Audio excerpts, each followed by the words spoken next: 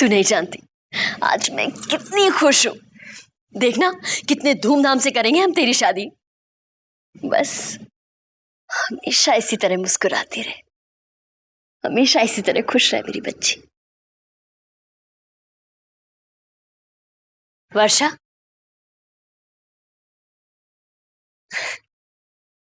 एक बात थी मेरे मन में जो आज तक मैंने तुझसे नहीं कही।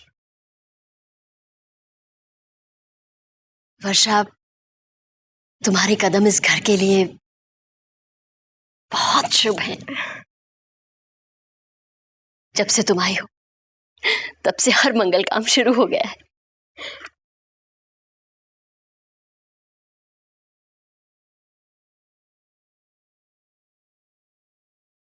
दीदी, दीदी, आज रात के खाने में क्या बनवाएं? वैसे मैंने धनिया से कह दिया था कि राजमा भिगो दें। हाँ। लेकिन सब्जी में सिर्फ लौकी है। नहीं नहीं, लौकी मत बनवाना। हाँ हाँ, हमें मालूम है लौकी क्यों नहीं। विशंबर को लौकी पसंद जो नहीं है। माँ, मैं तो बस इसलिए कह रही थी कि हाँ, ये भी कोई बात हुई भला। हम जब भी लौकी पकाने के लिए कहते हैं तो मना कर देते। अब विशंबर को लौकी ना पसंद है तो क्या हुआ, हम सबको तो पसंद है। अब तुम्हारे साथ साथ क्या हमें भी विशंबर की पसंद नापसंद के साथ चलना पड़ेगा? माँ, मैंने आपको कब मना किया है? बल्कि मैं तो ये कहती हूँ कि पहले की तरह अब भी आप ही तय किया कीजिए कि खाने में क्या बनेगा। ना बहू ना, मैंने तुम्हें भंडार घर की चाबियां सौंप दी हैं। अरे मेरी दो बहुएं आ गई हैं, पोते की भी दुल्हन आ गई है, तो क्या फिर मुझे चूल्हे चौके में खटना पड़ेगा? नहीं माँ, आपको खटने की कोई जरूरत नहीं है। और दीदी, आप जेठ जी की फिक्र मत कीजिएगा, मैं धनिया से कह के उनके लिए पनीर बनवा दूंगी। पनीर उन्हें पसंद है ना? ठीक है। नहीं नहीं, लेकिन धनिया से मत कहना। पिछली बार उसने इतना मसाला डाल दिया था, शौर्य के बावजूद से एक निवाला तक नहीं खाया गया। तो रहने दे, मैं खुद बना लूंगी पनीर। अरे ये क्यों नहीं कहती कि अपने पति के लिए खुद खाना बनाना चाहती हो?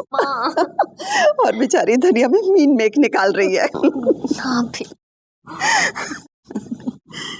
सच कहूं बड़ी बहू, इतने बरस बीत गए लेकिन तुम्हारा और विशंभर का प्यार बिल्कुल वैसा ही है।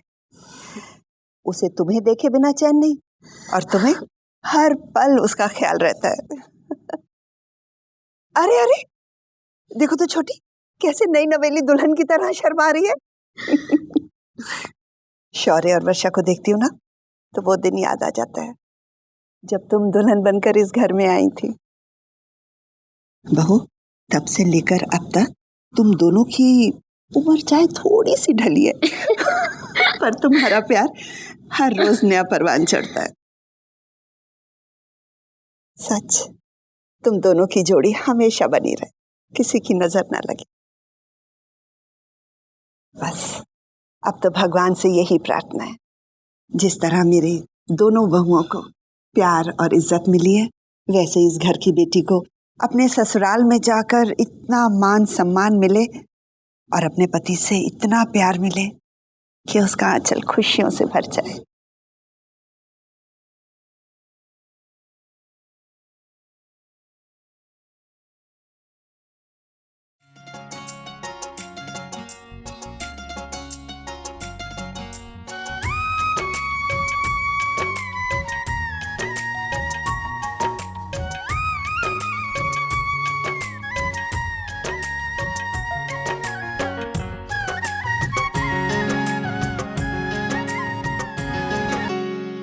क्या हुआ?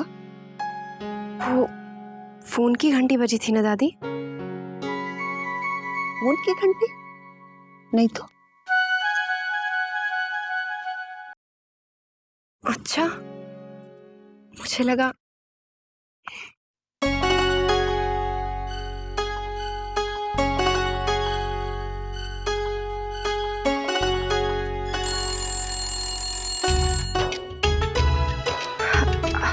हेलो,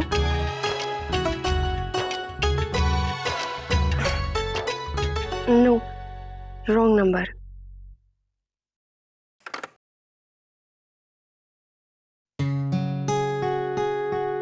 किसी के फोन का इंतजार था तुझे? नहीं, नहीं तो दादी, क्यों? नहीं, मैंने इसलिए पूछा कि तू फोन की घंटी सुनकर चौंक रही है, उल्टी किताब पढ़ रही है, इसलिए मुझे लगा कि अक्षरा, अरे तू यहाँ बैठी, चल मेरे साथ रसोई में चल। रसोई में? लेकिन क्यों माँ? अरे क्यों का क्या मतलब है?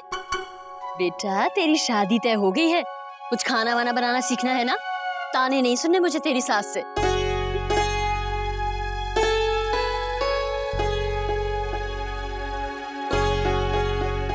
नहीं नहीं नहीं नहीं नहीं, आज तो दादी भी तुझे नहीं बचाएंगी। अब कोई बहाना नहीं चलेगा, खाना बनाना तो तुझे सीखना ही पड़ेगा। चल चल जा माँ के साथ जाकर खाना बनाना सीख, तब तक मैं उल्टी किताब पढ़ना सीखती हूँ। उल्टी किताब? क्या माँ? नहीं बहू, कुछ नहीं, तुम जाओ। चल चल जल्दी चल। पगली कहेगी, दादी नहीं समझेगी तुझे किसके फोन का इंतजार था।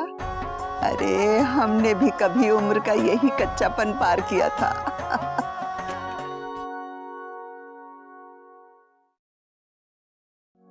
ये क्या बेटी, मैं काम बोल रहे हो? तो पढ़ाई लिखाई करनी हो तो थारे कमरे में जाके किया कर बेटी, सारा घर फैला रखियो है, जिस और देखियो कहानी रा कागज ही कागज है।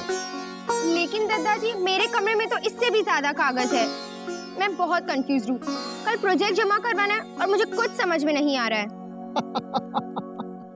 क्या बात है, आज हमारी बिटिया रानी इस प्रोजेक्ट से अकेले ही जूझ रही है। अरे बिटिया, तुम्हारा वो हरफन मौला दादा कहाँ है? वो नहीं आया तुम्हें मदद करने के लिए? उनकी बात मत कीजिए, दादा पता नहीं कैसे मूड में आज हर बात पे झिड़क रहे हैं, चिढ़ रहे हैं। ओहो, मेरी तारीफ की जा रही है। शिकायत आई है तुम्हारी मुन्ना, हमारी बिटिया रानी बहुत नाराज है भाई तुमसे। इस प्रोजेक्ट को कंप्लीट करने में तुम उसकी मदद क्यों नहीं कर रहे हो? बाप रे, मेरी क्या मजाल कि मैं रश्मि को नाराज कर दूं। और अगर इस गुस्ताख से गलती हो भी गई है तो ये लीजिए, मैं कान पकड़ के माफी मांग लेता हूँ।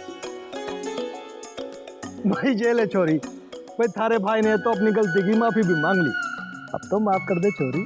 बिल्कुल ठीक कहा दादा ने। ये क्या, तो ये सब क्या फैला के बैठी है?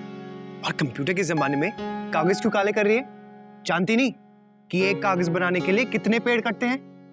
It's not eco friendly.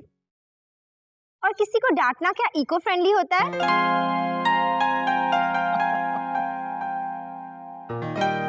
अच्छा सॉरी बाबा, अब क्या सबके सामने उठक बैठक भी करनी पड़ेगी? हाँ सॉरी। चल अब तेरा प्रोजेक्ट बनाते हैं।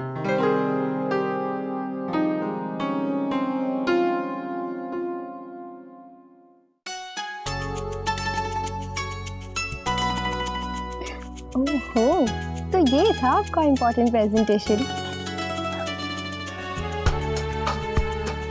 ये मोहित भी ना एकदम बदमाश है।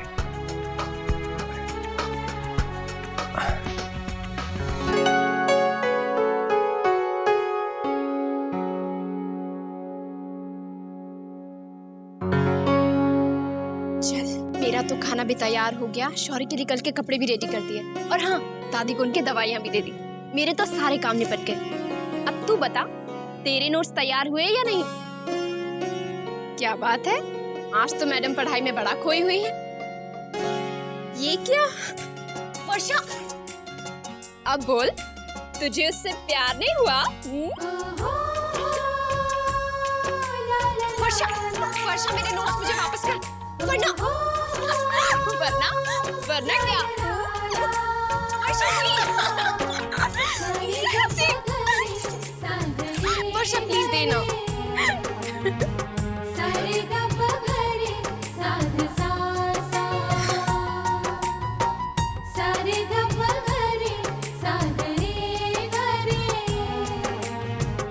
लीजिए मैडम आपके नोट्स।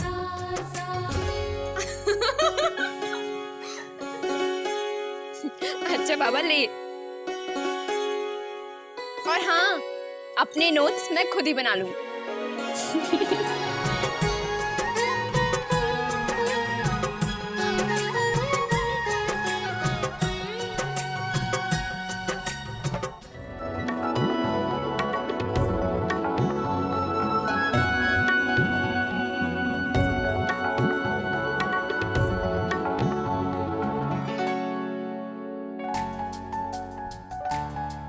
चलो अंदर चलो। नहीं शौर्य, आपकी नींद डिस्टर्ब हो जाएगी, आप जाइए। वर्षा कुछ नहीं होगा, तुम चलो। ऐसे यहाँ ठंड में बैठी रहोगी तो बीमार पड़ जाओगी।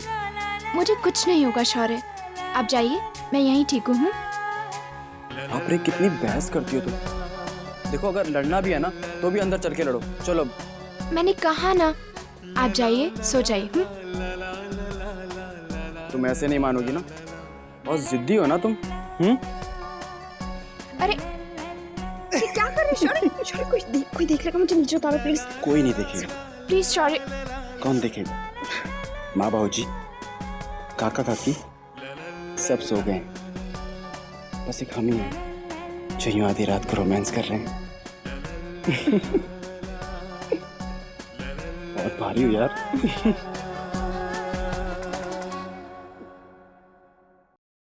ये रिश्ता क्या कहलाता है।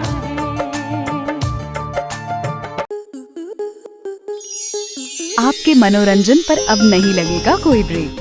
स्टार प्लस के बेहतरीन शोज देखने के लिए लाइक, शेयर और सब्सक्राइब करें स्टार प्लस यूट्यूब पेज को।